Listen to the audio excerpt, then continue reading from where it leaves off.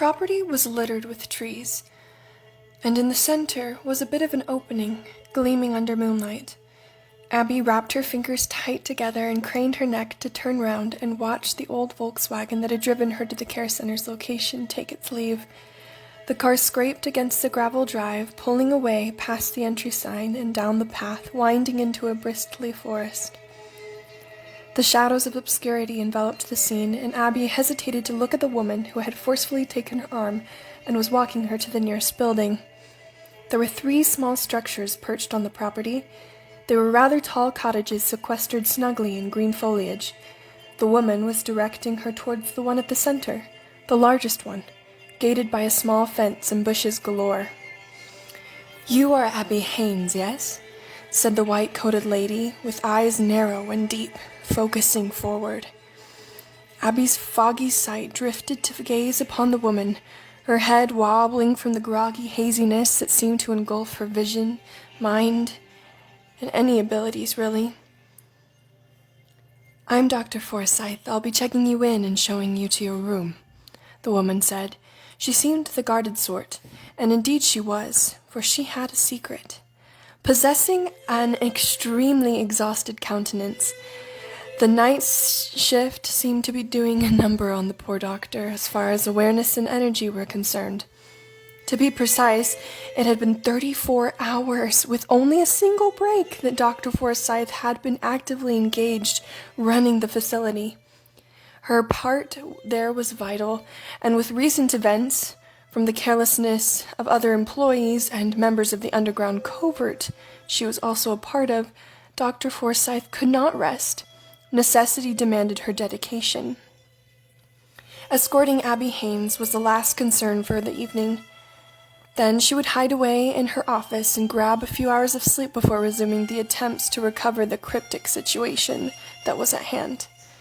"Welcome to Harlem Park," Dr. Forsyth recited in sincerity, lacing her voice. "A fantastic intensive care unit and a wonderful place to finish your life." Poor Abby was stupefied, hobbling along the gravel and into the middle building as if the only thing keeping her from ultimate comatose was the doctor's arm latched in hers. It was a sad sight to behold for someone once considered incredibly smart and successful. After dangerous research, she'd been discovered, fallen prey to agents sent to silence her, and spent the latter months in the hospital after a gunshot wound. However, this time hadn't been spent reaching a recovery. No. The therapy she'd endured, the peers she interacted with, and even the little lovely prescription she had consumed led her down an unexpected path all the way here to Harlem Park, where, as the sign reads, and Dr. Forsyth so heartily recited, she was expected to live out the rest of her days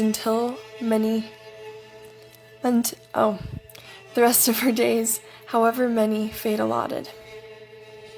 Her state of mind was broken and confused. The greatness of her intelligence and capacity to put down evil was buried beneath the sedatives and months of manipulation, strife, etc. that had occurred at the hospital, a private wing commandeered by a member of that so-called benign society. The aftermath left Abby with a pang of choppy, incoherent memories and a numb sense of consciousness. Bits remained in her mind, examples being a vision of herself sprinting down train tracks and a culmination of city lights, but nothing more. The holes in her memory left her with a sense of needing to be saved, an incomprehensible sensation of loss. But the whole idea of said society had been muddled into a rotten, unfathomable mess. Abby had come so close to discovering the truth, but just as she had her mind wrapping round it, this had happened. Now, there she was being checked into an intensive care unit, off the grid, in the quaint town of Barbourville, where momentarily she could only hope to be rescued. Dr. Forsyth took her to the second floor, where there was a long hall with quite the number of doors squeezed into its vicinity. Abby was directed down to the very end of it, introduced to a petite bedroom where she was urged inside. Abby did as she was told, and the door was shut up behind her.